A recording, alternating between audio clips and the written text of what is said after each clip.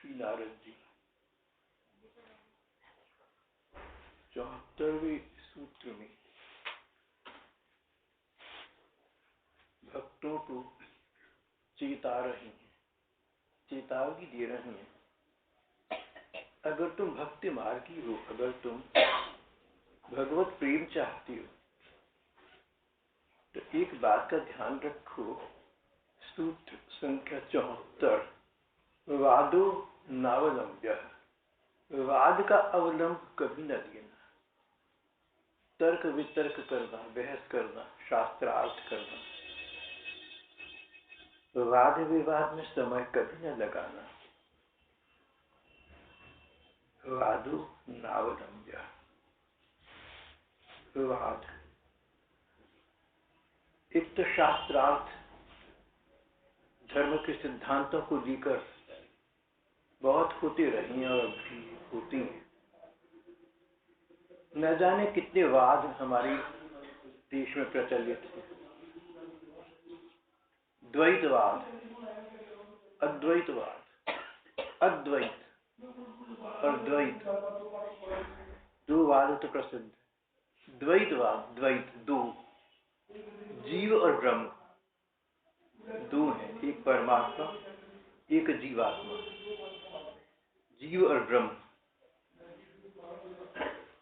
जीव का ब्रह्म में विलय हो जाना ब्रह्मानंद की प्राप्ति करना है, मुक्ति मोक्ष। दूसरा अद्वैतवाद है, दोनों अलग अलग हैं ही नहीं। जीव व्यर्थ ऐसा समझता है कि मैं परमात्मा से अलग हूं।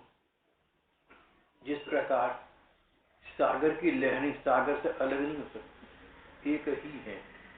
इसी प्रकार अहम ब्रह्मास्मि, जीव ही ब्रह्म है। शिवोहम, मैं शिव हूं। तत्त्वमसि, अपने को पहचान, तू स्वयं ब्रह्म है, तू स्वयं भगवान है। तो एक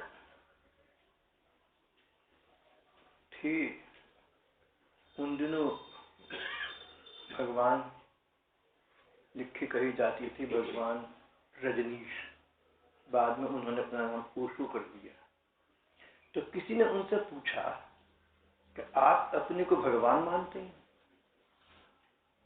बोले सभी भगवान है, आप भी भगवान है। आप जानते नहीं क्या भगवान, इसलिए आप मानते नहीं। संसार में प्रत्येक जीव भगवान, बस ये अंतर है कि आप भगवान हैं लेकिन आप अपने महत्व को जानते नहीं, और मैं भगवान हूं, मैं जानता हूं कि मैं भगवान हूं। उनका ये उत्तर किसी भी व्यक्ति को निरुत्तर करने के लिए पर्याप्त है। तो एक ऐसा वाद है अद्वैतवाद, अलग अलग दो हैं ही नहीं। पानी और पानी की बूंद अलग अलग नहीं कही जा सकती। अब एक तो द्वैतवाद हो गया, जीव अलग है ब्रह्म अलग है, जीव का लक्ष्य ब्रह्म की प्राप्ति करना है। दूसरा अद्वैतवाद हो गया, दोनों एक ही हैं, बस इस बात को समझना है। कोई बता दे आपको कि जिस माला को आप ढूंढ रही हैं वहां गए महाशय, वो तो आपके गले में पड़ी, तो आपने देखा सचमुच गले में माला लटक रही। कोई ऐनक ढूंढ रहा हो और कोई बता दे देखिए ऐनक तो आपकी आंखों पर है, तो पता लगा अच्छा आंखों पर ऐनक है। कई भूल जाती हैं ऐनक लगाकर, ढूंढती हैं क्या कहाँ गई। तो द्वैतवाद अद्वैतवाद, इस प्रकार अनेक अन्य वाद और भी हैं। विशिष्टाद्वैत मार्ग, कितने वाद हैं। शुद्धाशुद्ध द्वैत अद्वैतवाद, अनेक वाद हैं। नारद जी कहते हैं कि इन वादों के भ्रम में तुम मत पड़ो। कौन सा वाद उचित है, कौन सा वाद उचित नहीं है, इस प्रमेय में मत फंसो। तुम शास्त्रार्थ मत करो, इस विषय में किसी के साथ बातचीत मत करो, न तो किसी को अपना वाद समझाओ और न किसी से उसका वाद समझने में समय नाश करो। इसका कारण एक है, बड़े बड़े महापुरुष संसार में, इस देश में एक ही समय में हुए और वादों को लेकर उनके मतांतर थे, मत अलग अलग थे।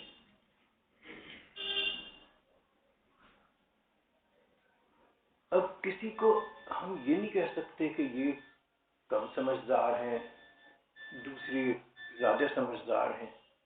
सभी समझदार हैं, सभी विद्वान हैं, सभी ज्ञानी हैं, लेकिन वादों को लेकर अलग अलग मत सबके रहे। मान्यता ये है कि आदि शंकराचार्य अद्वैत मत को मानते थे।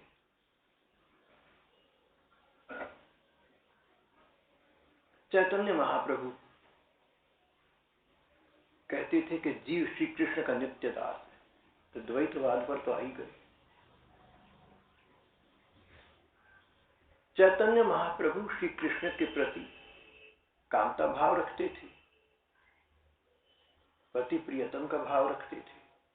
उन्हीं के समकालीन, उन्हीं के समस्तर वल्लभाचार्य महाप्रभु श्री कृष्ण ही के प्रति वात्सल्य भाव रखते थे। एक बार मिले, दोनों दोबारा न मिले, क्या करते मिलकर?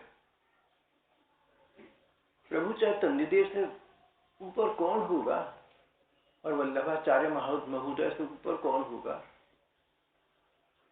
दोनों अपने स्थान पर बहुत बड़े महापुरुष थे, भगवत स्वरूप थे दोनों, लेकिन दोनों का मत का अंतर तो बना रहा। आदि शंकराचार्य का एक और दोनों महाप्रभुओं का, चैतन्य महाप्रभु, वल्लभ महाप्रभु, दोनों का मत अलग अलग रहा।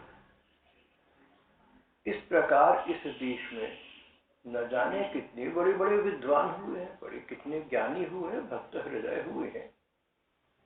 किसी ने किसी बात को माना तो किसी दूसरे ने किसी दूसरे बात को माना, एक ने दूसरे को न माना, दूसरे ने पहले को न माना। अपने अपने स्थान पर सभी महापुरुष उचित भी हैं।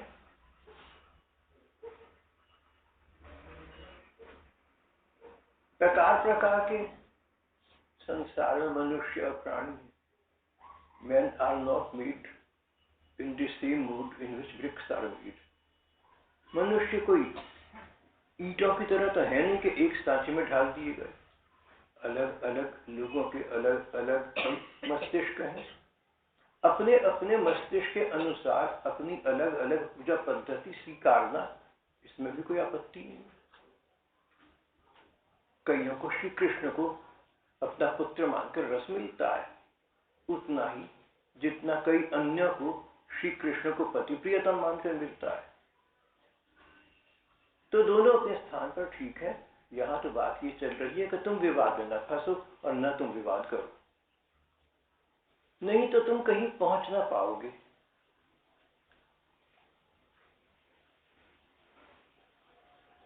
अब दो व्यक्ति वाद में पड़ भी जाए, भयंकर शास्त्रार्थ, तो एक पराजित होगा, एक विजेता होगा। हो सकता है कि जो विजेता था वो इसलिए सफलता प्राप्त कर गया कि पराजित व्यक्ति को कोई तर्क उस समय सूझा नहीं। ऐसा हमारे साथ नित्य प्रति के जीवन में भी तो हो जाता है।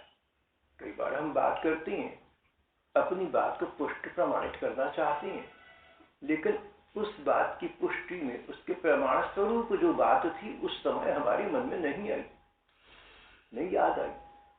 दूसरे की बात पुष्ट हो गई, वो जीत गया, हम हार गए। बाद में याद आया, अरे ये बात तो बिल्कुल क्रिस्टल क्लियर थी, ये तो नितांत निरतिशय स्पष्ट थी, भला मैं उस समय भूल क्यों गया? नहीं तो वो हारता और मैं जीत जाता। ऐसा हो जाता है।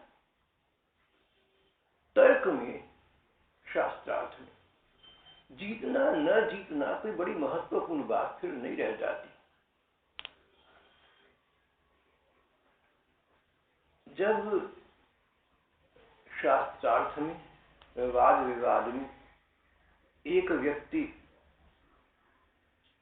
का मत स्वीकार कर लिया गया, विजेता हो गया, वो शास्त्रार्थ में विजय प्राप्त कर ली उसने। तो ये नहीं कह सकते कि उसका जो निर्णय था वो अंतिम हो गया और इस विवाद के बाद इस विषय पर दोबारा कभी विवाद होगा नहीं। अब दो विद्वान परस्पर शास्त्रार्थ करें, एक कहे कि द्वैत ब्रह्म ठीक है, दूसरा कहता है अद्वैत ठीक है। मान लो अद्वैत वाला जीत गया, हो सकता है 20-25 वर्ष के बाद इसी प्रकार के दो विद्वान फिर मिलकर बैठे, फिर शास्त्रार्थ हो, और इस बार द्वैत वाला जीत जाए। जीतने वाले का जो मत है वो अंतिम हो गया, वो अंतिम निर्णय हो गया, ऐसा तो इतिहास में कभी होता ही नहीं। इस दृष्टि से भी शास्त्रार्थ करना या किसी विषय को लेकर बात साधकों की चल रही है, भक्तों की चल रही है। साधक को चाहिए कि इस प्रकार के किसी विषय को लेकर किसी के साथ मतभेद में न पड़े।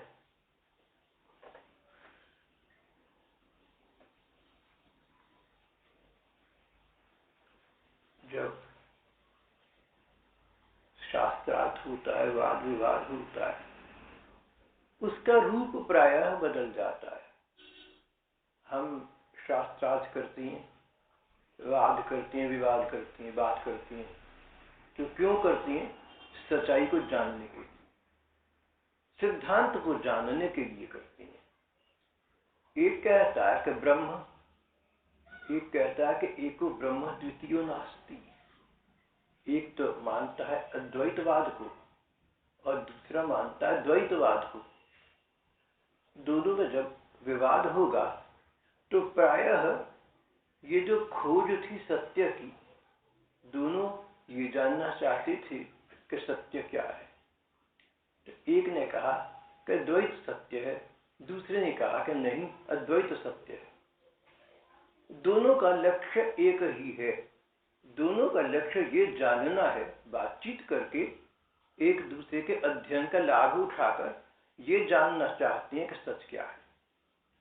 अगर द्वैतवादी को ऐसा पता लगे कि उसका द्वैतवाद जो अब तक सिद्धांत था ठीक नहीं था, ठीक बात अद्वैतवादी ही की है, तो वो मान जाएगा, वो कहेगा आप ठीक कहते हैं, आई स्टैंड करेक्टेड, आपका अध्ययन अधिक निकला, मैं आपके अध्ययन का लाभ उठाकर सच्चाई तक पहुंचना चाहता था और आज आपसे ये बातचीत करके मैं तर्क में परास्त होकर कह सकता हूं कि अद्वैतवादी ठीक है, आप ठीक कहते हैं।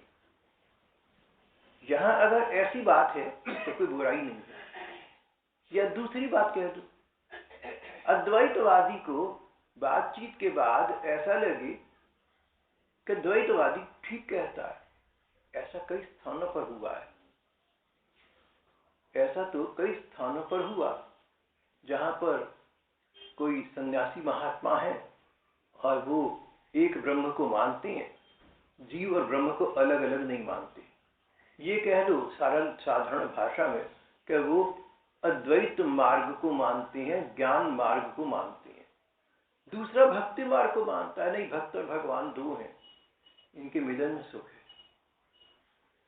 अब ऐसा कई बार हुआ इतिहास में, ऐसे कई उदाहरण हैं जहां पर जो ज्ञान मार्गी था, जो अद्वैतवादी था, उसको समझ आ गया कि भक्त और भगवान का द्वैत का नाता उचित और बेहतर है, तो उसने दूसरे को प्रणाम किया और कहा कि आप ठीक कहते हैं, आज से मैं भी रसोपासक हो गया, आज से मैं भी भक्ति मार्गी हो गया, आज से मैं भी प्रेम मार्ग का पथिक बन गया, आज से मैं भी श्री कृष्ण का अन्वेषण करूंगा। आपने बड़ा अच्छा किया जो बात खोलकर समझा दी। इस प्रकार के वार्तालाप में दोनों जनों में जो एक दूसरे का विरोध कर रहे थे, दोनों जनों में ये आग्रह नहीं था, ये जिद नहीं थी कि मेरी बात तो ठीक है ही और तुझे माननी ही पड़ेगी। दोनों के मन में ऐसा नहीं था कि अगर मैं हार गया तो अगर मैं हार गया, मैं पराजित हो गया तो मेरा अपमान हो गया और दूसरा जीत गया तो उसका सम्मान हो गया। अगर मैं पराजित हो गया, मैं परास्त हो गया तो संसार क्या कहेगा, ये विचार मन में नहीं थे। फिर सरल सीधा सा विचार था, ठीक बात क्या है, मुझे तो अपनी बात ठीक लगती है, लेकिन अगर दूसरे की ठीक निकली मैं उसको मान गया। शास्त्रार्थ का मंतव्य था सच्चाई को जानना, दूसरे के अध्ययन का लाभ उठाना। जितने तर्क वितर्क है अंततः अध्ययन पर आधारित है, अंततः सब शास्त्र ज्ञान पर, किताबी ज्ञान पर आधारित है। हो सकता है दूसरे का अध्ययन मुझसे अधिक हो तो मैं क्यों ना उसका लाभ उठा लूं। दूसरे के अध्ययन का लाभ उठाने के लिए जो वाद विवाद होती थी वो अपने स्थान पर बहुत बढ़िया थे। और अभी अभी आपसे मैंने कहा इस प्रकार के अनेक उदाहरण हैं जहां पर अद्वैत मार्गी द्वैत मार्ग पर सहर्ष आ गए और उन्होंने इसमें अपना कोई तिरस्कार नहीं समझा। प्रकाशानंद जी महाराज थे 500 वर्ष पहले चैतन्य महाप्रभु के युग में। प्रकाशानंद जी 60-65 वर्ष के वयोवृद्ध ज्ञानी थे। काशी के सारे विद्वान और सन्यासी उनको गुरु मानते थे। उनके चेहरे पर तेज चमक रहा, तेजस्वी तेजोमय मुखमंडल, वाणी में ओज, दृष्टि में प्रकाश। चैतन्य देव की आयु उनसे बहुत छोटी थी, आधी से भी कम थी। तो एक बार ये बात हुई कि स्वामी प्रकाशानंद जी ब्रह्मवादी हैं। वो कहते हैं कि ये जो कीर्तन करना है, जप करना है, भक्त और भगवान का नाता है, ये ठीक नहीं है। एको ब्रह्म द्वितीयो नास्ति, यही ठीक है। चैतन्य महाप्रभु को पता लगा। किसी ने कहा कि आप दोनों मिलकर बैठे। तो प्रभु कहने लगे, चैतन्य देव कहने के भाइयों, मैं तो श्री कृष्ण के प्रेम का पथिक हूं।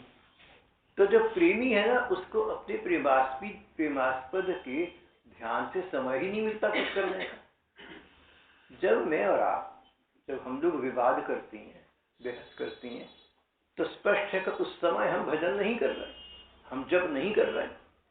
तो भजन नहीं कर रहे, जप नहीं कर रहे, यानी उतना प्रेम हमें नहीं है प्रेमास्पद से जितना कि होना चाहिए। प्रभु चैतन्य देव कहने लगे कि भाई मैं तो श्री कृष्ण के नाम रूप में खोया रहता हूं, मुझे अवकाश नहीं है। और स्वामी जी बड़े हैं, सम्माननीय है, जो कहते हैं सब उचित है। लेकिन एक बंगाली साधु था, जैसे तैसे करके उसने दोनों का मिलन करा ही दिया। जब दोनों का मिलन हुआ, छोटी उम्र के चैतन्य महाप्रभु और बहुत बड़ी उम्र के वयोवृद्ध सन्यासी स्वामी प्रकाशानंद जी महाराज, तो दोनों की ज्ञान चर्चा छिड़ गई, दोनों की वाद विवाद हुआ, दोनों ने एक दूसरे का सम्मान रखा। अंततः अपने सैकड़ों सन्यासी साधु शिष्यों के सामने वयोवृद्ध स्वामी प्रकाशानंद जी महाराज ने छोटी उम्र के चैतन्य महाप्रभु के पांव पकड़ लिए, बोले चैतन्य तू ठीक कहता है, आज से मैं तेरा शिष्य हो गया। उनमें अहंकार नहीं था, मिथ्याभिमान नहीं था। वो ऐसा तो मानते थे कि वो तत्व को प्राप्त कर चुके हैं, लेकिन चैतन्य देव से चर्चा करके बहुत जल्दी समझ गए कि नहीं, परम तत्व तो वो है जो चैतन्य ने कहा है। भक्त और भगवान के नाते में जो मधुरता है वो जीव और ब्रह्म के एकत्व में नहीं है, ऐसा वो समझ गए। सबके सामने ऐसा कह दिया। शास्त्रार्थ का लक्ष्य, वाद विवाद का लक्ष्य अगर सत्य का संधान है, सत्य जहां पर है उसको खोजना है। मेरा है तो तू मान जा, तेरा है तो मैं मान जाऊंगा। जहां सत्य का संधान है वहां तर्क और शास्त्रार्थ उचित है। लेकिन इतिहास में हमने देखा और आज के युग में देखा, नारद जी तो पहले ही यही वाक्य कर चुके, ऐसा होता नहीं, ऐसा नहीं होता। होता तो ये है कि दोनों जने अपने अपने मत पर अटल आग्रह कर बैठते हैं, जमकर बैठ जाते, नहीं नहीं मेरी बात ठीक है। अब ये नहीं रहता कि सत्य क्या है, अब ये बन जाता है कि मैं क्या कह रही हूं, तू क्या कह रहा है। ये बन जाता है कि मैं ठीक हूं तू गलत है। फिर ये हो जाता है अगर मैं ये कहूंगा कि तू ठीक है मैं गलत हूं तो मेरी हेठी हो गई, मेरा अपमान हो गया, संसार क्या कहेगा। निजी मामला बन जाता है, पर्सनल वैमनस्य का मामला बन जाता है। परस्पर मलिनता आ जाती है। फिर आवेश के स्वर में, आक्रोश के स्वर में स्थिति यहाँ तक आती है कि एक दूसरे पर दोष भी लगाती है। पहले दोष ये होगा, अरे आपने पढ़ा कहाँ है जो मैंने पढ़ा है, आरंभ यहाँ से होगा। फिर चरित्र हनन तक, कैरेक्टर एसेसिनेशन तक बात आ जाएगी, तू तो ऐसा है, मैंने तो ऐसा कभी नहीं करा। एक दूसरे की निंदा और आलोचना की स्थिति आ जाएगी। भगवत भक्त के लिए इन सब बातों का क्या महत्व है? तो सब समय नाश है। नारद जी कहते हैं कि तुम वाद विवाद में मत पड़ना। जो व्यक्ति सफल हो गया शास्त्रार्थ में, उसको क्या मिलता है? उसको तामसिक सुख मिलता है। जीतने वाले को ये सुख मिलता है कि मैं जीत गया और ये हार गया। ये सुख तो सुख नहीं है। अगर सुख ये होता कि मैं हार गया या जीत गया, सच्चाई मुझे पता चल गई, तो बहुत अच्छा था, सात्विक सुख था। लेकिन ऐसा तो होता नहीं। जहां वाद विवाद होगा, जहां शास्त्रार्थ होगा, वहां स्थिति ये बन जाएगी कि जो हार गया उसको दुख पहुंचेगा और जो जीत गया उसको सुख पहुंचेगा। जीतने वाले के सुख का क्या रूप है? मैंने इसको पराजित कर दिया।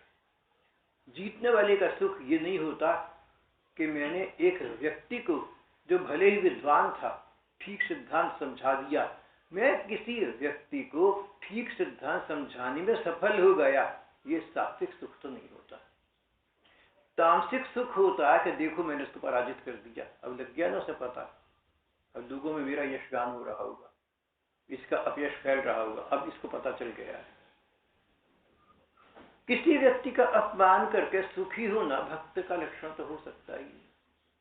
इस विषय में एक प्रसिद्ध कथा चैतन्य देव के प्रधान पार्षद सनातन जी और जीव गोस्वामी के आती है। भाई बहनों ने पढ़ी होगी या सुनी होगी।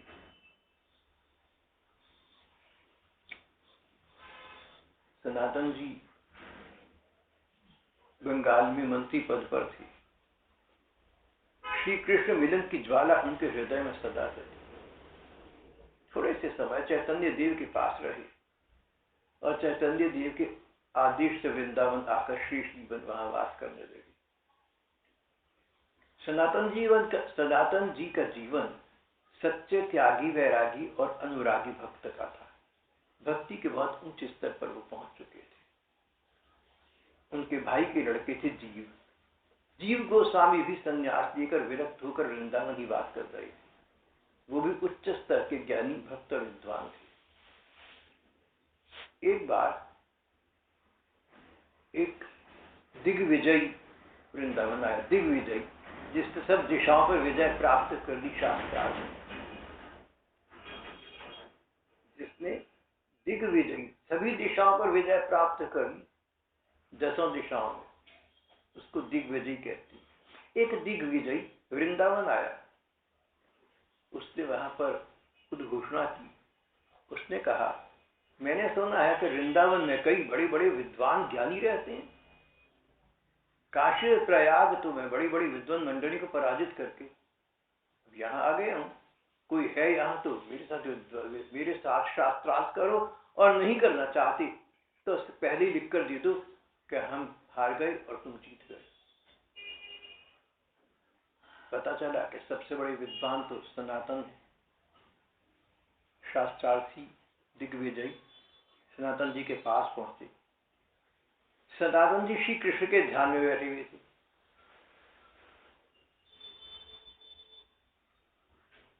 उनका रूप निहार रहे थे। भावलोक में श्री कृष्ण का दिग्दर्शन करके, दर्शन प्राप्त करके सुख प्राप्त कर रहे थे। क्या जाने क्या कर रहे थे, भक्तों के विषय में कोई क्या कहे।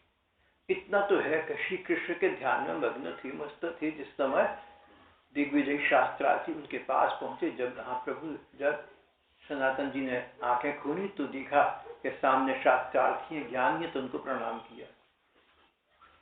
दिग्विजय को बड़ा आश्चर्य हुआ कि क्या ये पहले ही मेरे से पराजय स्वीकार कर दिया। सनातन जी वैष्णव थी, सनातन जी भगवत भक्त थे, सनातन जी कृष्ण भक्त थे। भगवत भक्तों का, कृष्ण भक्तों का एक लक्षण है, बहुत बड़ा लक्षण, अनिवार्य लक्षण है, विनय, विनम्रता, दैन्य, दूसरे को मान देना, स्वयं मान स्वीकार भी न करना, अमानी ना मान दिए, भक्त का पहला लक्षण है। आपको कोई मिले तो प्रयत्न ये होना चाहिए कि परिचित व्यक्ति है तो पहले आप उसको अभिवादन करें, अभिनंदन करें, आप उसको ग्रीट पहले करें, ये प्रतीक्षा न करें कि वो करेगा तो उत्तर दे देंगे, नहीं तो हमें क्या लेना।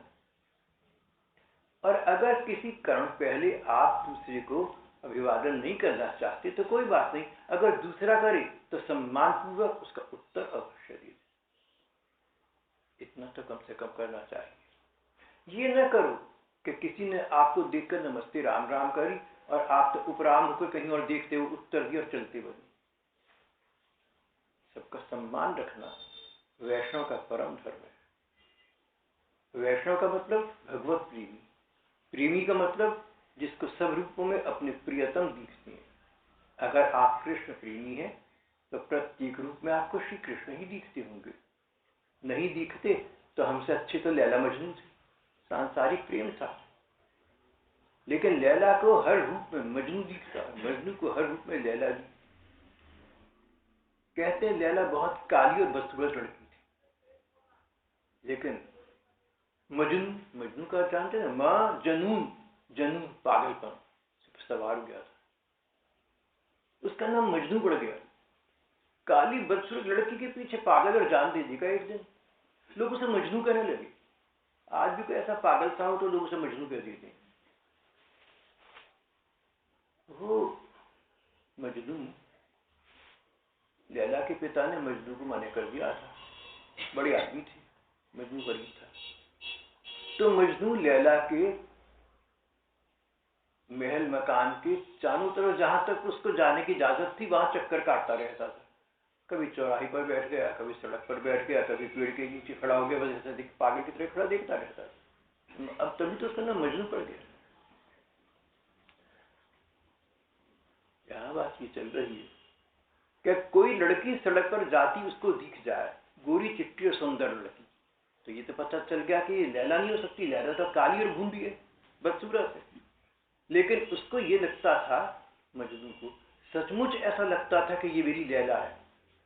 बड़ी देर के बाद पता लगता कि नहीं, लैला नहीं है, ये तो कोई और है, अच्छा कोई और है, चलो कोई बात नहीं। प्रेम ऐसी वस्तु है, इसको तुम हंसकर न टाल देना, मेरी बात को गंभीरता से लो। जो भाई बहन हंस रहे हैं मैंने ऐसा देखा है कि किसी मजनू की चर्चा में, प्रेम में पागल किसी व्यक्ति की चर्चा तो हंसी आती है। मैं तो आपको स्माइल करते देख स्माइल करता हूँ, स्माइल्स आर इन्फेक्शियस। तो ये तो मैंने देखा है कि किसी ऐसे मजनू की चर्चा चले ना तो सचमुच हंसी आती है। किसी को देखो ना, किसी के प्रेम में पागल बैठा है तो हंसी आती है। लेकिन अगर आप ये सोचो ना कि उसकी व्यक्ति की जगह लाए, अरे भगवान कोई स्वयं होता तो कैसा होता, फिर उसको वही ठीक लगता, फिर इसको लगता कि ये पागलपन ही वास्तविकता है। संसार में ये स्थिति है, गलत है, ठीक है, अपनी जगह है, लेकिन संसार में किसी के प्रेम के पीछे पागल व्यक्ति ये समझता है कि मैं ठीक हूँ, सारा संसार मूर्ख है। वो ऐसा ही मानता है, वो ऐसा ही जानता है, भले ये सच हो या ना हो।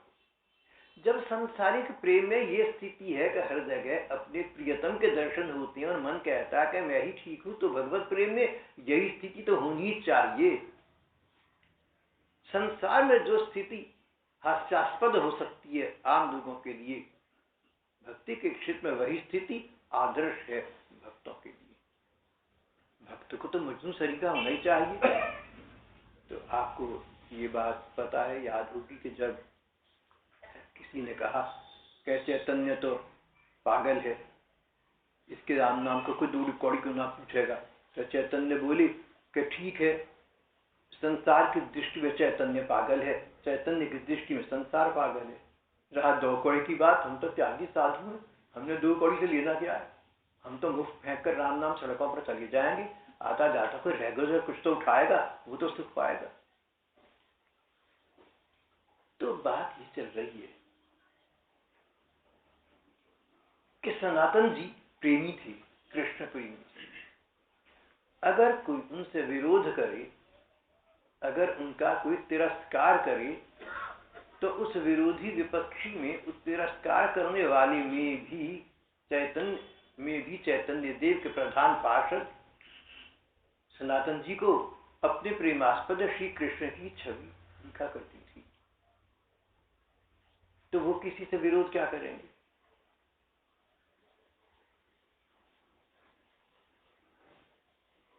जिसको अपने प्रियतम के दर्शन होते हैं, दूसरे में कहीं सन करा ही विरोध, वो किसी का विरोध क्या करेगा, उसको तो अपने प्रियतम दिख रहे हैं। सनातन जी को विरोधियों में भी अपने प्रियतम श्री कृष्ण दिखते थे, तो विरोध कैसे करेंगे? वो विरोधी इनका विरोध भले ही करे, ये उसका विरोध नहीं करेंगे। वो दिग्विजयी शास्त्रार्थी इनके पास आया, तो ये उसको तो अपने जैसे लोगों का पता था, तो ये सोचकर आया कि मैं सनातन जी से मिलूंगा। वो कुछ गर्व की स्वर में बात करेंगे, लेकिन चैतन्य देव कृष्ण के ध्यान, चैतन्य देव के पार्षद सनातन जी ध्यान मग्न थे। आंखें खोली तो शास्त्रार्थी को देखा, तो शास्त्रार्थी ने प्रतीक्षा की कि पहले ये मुझे प्रणाम करे, मैं क्यों करूं? और उसको आश्चर्य तब हुआ जब उसने ये समझा था कि ये प्रणाम मुझे क्यों करेगा। लेकिन चैतन्य देव ने आंखें खोलकर देखा, एकदम हाथ जोड़े सिर झुकाया, बोली क्या आज्ञा होती है सेवक को, दास आपकी क्या सेवा कर सकता है? मन ही मन में आधा मिथ्याभिमान तो उस राग विजयी का तभी हो गया होगा, ऐसा मेरा विचार है। लेकिन ऊपर से उसने इतना कहा, उसने कहा कि चैतन्य हमने तुम्हारा बहुत नाम सुना है। चैतन्य ने वही बार बार सनातन,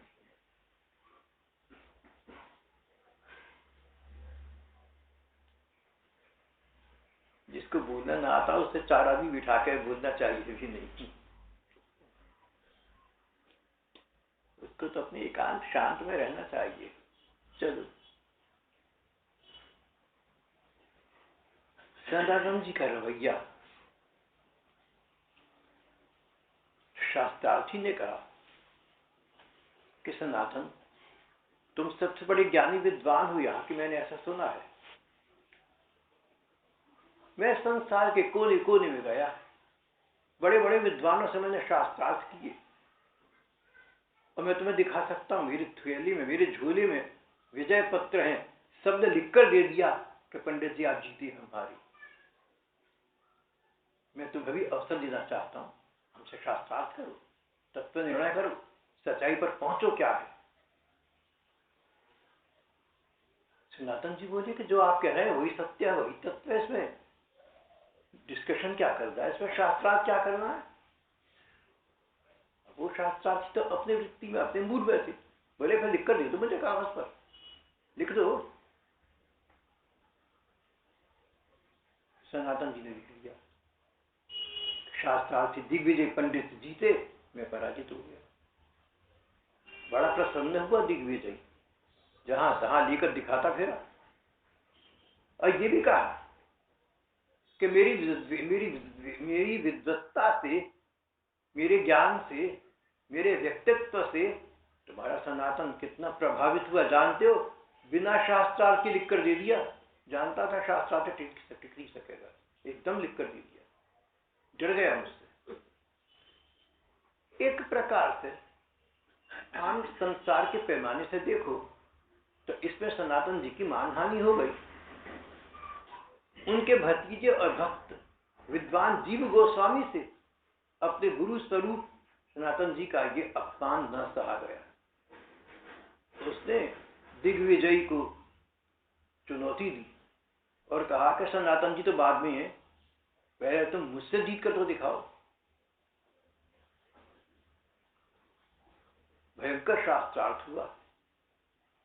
कहते हैं कि दिग्विजय पराजित हो गया, उसका मुंह छोटा सा निकल आया।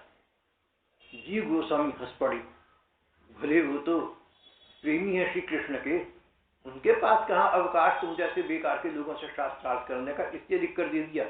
वो तो इसको समझते ही कुछ नहीं। वो शास्त्रार्थ में जय विजय को या संसार में जय विजय को महत्व ही नहीं देते। प्रेमी जो थे श्री कृष्ण के, मैं तो उनका अदना सा, मैं तो उनका तुच्छ सा शिष्य हूं, मेरे सामने तो टिक न सके और उनसे विजय पत्र लिखवा कर लाए। पंडित जी लज्जित हो गए।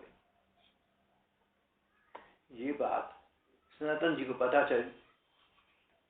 सनातन जी का मुखड़ा ये सुनकर कि मेरे शिष्य स्वरूप जीव ने उसको पराजित कर दिया, सनातन जी का मुखड़ा चमका नहीं, उतर गया, उदास हो गए।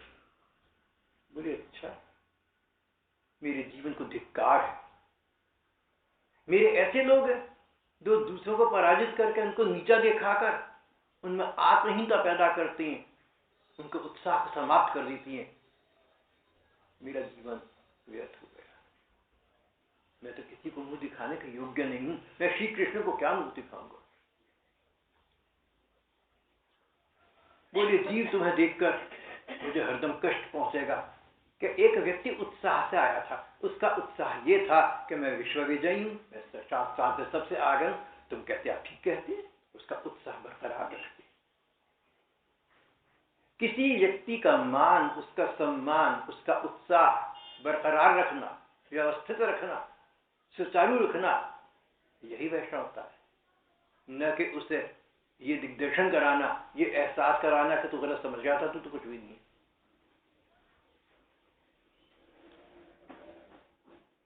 सनातन जी ऐसे श्री कृष्ण प्रेमी, जो प्रेमी है उनको कहीं पर संसार में कोई महत्व मंडित स्थान मिलता है। देखिए, जिस नायिका को अपने नायक का प्रेम प्राप्त है, जिस पत्नी को अपने पति का प्रेम प्राप्त है, जिस प्रेयसी को अपने प्रियतम का प्रेम प्राप्त है, अन्य पुरुष उसके विषय में क्या विचार करते हैं, उसने क्या लेना देना। इसी प्रकार सनातन जी जानते थे कि श्री कृष्ण का प्रेम मुझे प्राप्त है, अब संसार से उन्होंने क्या लेना देना। संसार में जितने पुरुष हैं पति के अतिरिक्त, वो शरीर की दृष्टि से संसार की दृष्टि पति जैसे हैं, लेकिन भगवत प्रेमी की दृष्टि ये होती है, वो इस बात को जानता है कि मेरे प्रेमास्पद श्री कृष्ण है और श्री कृष्ण जैसा तो कोई दूसरा पुरुष हो सकता ही नहीं। श्री कृष्ण आदि पुरुष है, श्री कृष्ण परम पुरुष है, श्री कृष्ण ही एकमात्र पुरुष है। मीरा जी ने यही बात वृंदावन में कहती हैं, जीव गोस्वामी जी से कही थी। ऐसी मान्यता है कि जीव गोस्वामी किसी पुरुष से, जीव गोस्वामी जी किसी महिला से मिलते नहीं थे, ये उनका नियम था।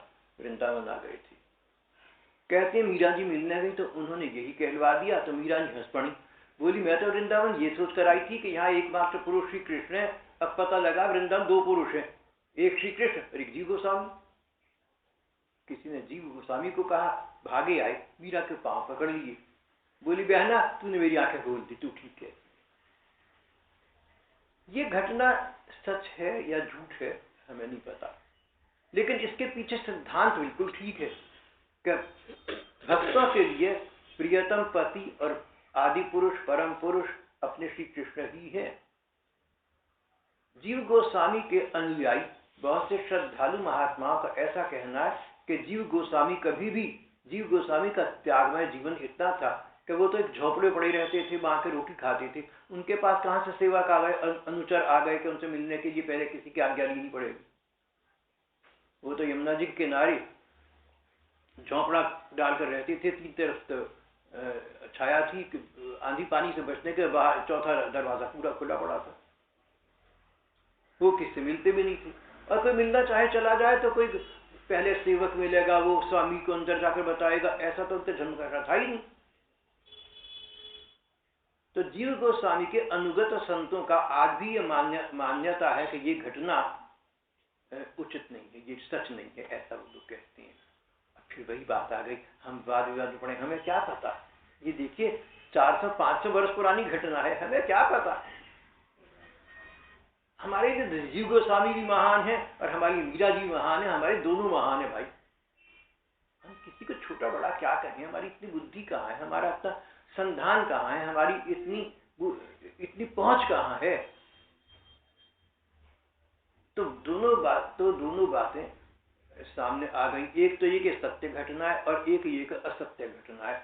चाहे ये घटना सत्य हो चाहे असत्य हो, एक सत्य तो सामने आ गया ना कि जो भगवत प्रेमी है उसकी जीवन में श्रीमद् भगवान ही रह जाती हैं,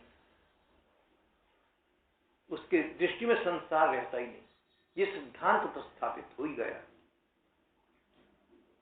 तो चैतन्य देव के प्रधान पार्षद सनातन जी ने कहा था कि कोई व्यक्ति उत्साह में भरकर आया, तुम उसके उत्साह को बना रहने देती, भला तुमने उसका उत्साह भंग क्यों कर दिया।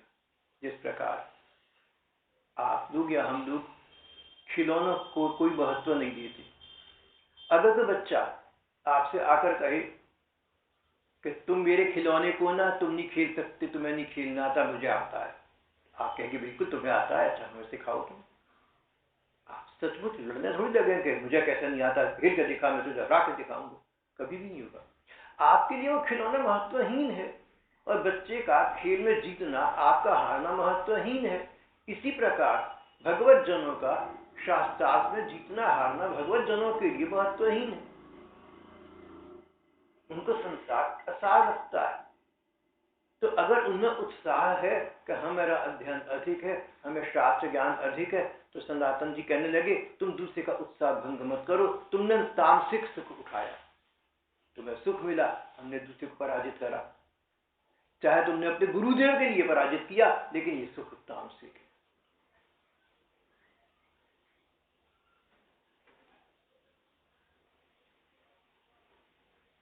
बड़े बड़े संतों की चर्चा चले तो अपना नाम तो आना ही चाहिए, लेकिन कई बार ऐसा प्रसंग आ जाता है। जैसे कई बार कोई भाई बहन मुझसे कह दें कि वो तो बड़ी इतनी संत नहीं है किसी के विषय में, या कोई कह दे वो भी बड़े संत हैं, तो मैं उनको रोक देता हूँ। मैंने कहा तुम तो मत लगाओ, भी मत लगाओ, कौन है वो, तो इतने बड़े संत नहीं है। कितने बड़े भाई, अगर तुम मुझे बीच में ला रहे हो तो मेरा दिल ना दुखाओ। अगर मेरे कारण से तुम किसी का अपमान करो, किसी से छोटा बताओ, मेरा दिल दुखेगा कि मैं इतना गया बीता। होना तो ये चाहिए कि मेरे कारण से लोगों को सम्मान मिले। और कोई संत है, कैसे हैं मुझे पता नहीं है, लेकिन कोई भी संत हो, कोई साधारण व्यक्ति हो, मेरे कारण से उनके पीछे भी उनकी अवमानना हो तो मेरे मन को कष्ट होगा, मैं नहीं चाहूंगा। ये तो परम संत थे, सच्चे संत थे, स्थापित थे। जब तो ये तामसिक सुख सनातन जी ने कहा तुम्हें कभी नहीं भोगना चाहिए। जब इस प्रकार जय पराजय के प्रश्न उठ जाते हैं तो कोई निर्णय तो हो नहीं पाता। जो व्यक्ति पराजित हो गया, जीत गया, उसके मन में एक ज्वाला, एक आग,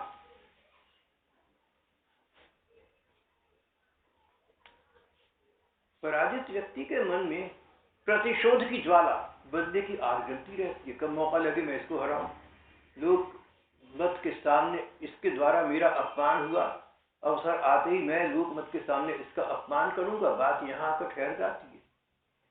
तामसिक सुख विजेता को मिला, अच्छा नहीं, और पराजित को उसके हृदय में ज्वाला जागी, आग जागी, अरे मेरा इतना अपमान, उसका मन दुखी हुआ और दूसरा अवसर मिलते ही वो भी प्रयत्न करेगा कि पहली वाली को पराजित करे सबके सामने। एक दूसरे पर मान अपमान ये सब होगा। नारद जी का भावार्थ तो ये है कि अगर तुम भक्ति मार्गी हो तो तुम इस प्रकार के वाद विवाद में मत पड़ो।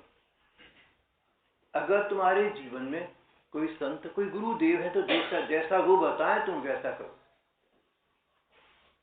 और अगर नहीं है तो भगवान ही गुरु है। तुम सच्चे हो तो भगवान तुम्हें स्वयं मार्ग दिखाएंगे। गुरुमुखी बन जाओ और या भगवान मुखी बन जाओ। या तो भगवान प्रेरणा कर देंगे, या अपने संत जीवन में है तो उनसे दिशा दर्शन प्राप्त हो जाएगा। तुम वाद विवाद के झबेरे में न फंसकर तुम तो भगवान के भजन मार्ग के पथिक बन जाओ। नाम, रूप, लीला, प्रार्थना, इनका आश्रय लो और अपने जीवन को संपन्न कर लो भगवान के स्मरण से, भगवान के भजन से। ये सकारात्मक मार्ग है, तुम इसका आश्रय लो, तुम तर्क वितर्क में मत पड़ो। आज का हमारा प्रसंग यहाँ समाप्त हो गया।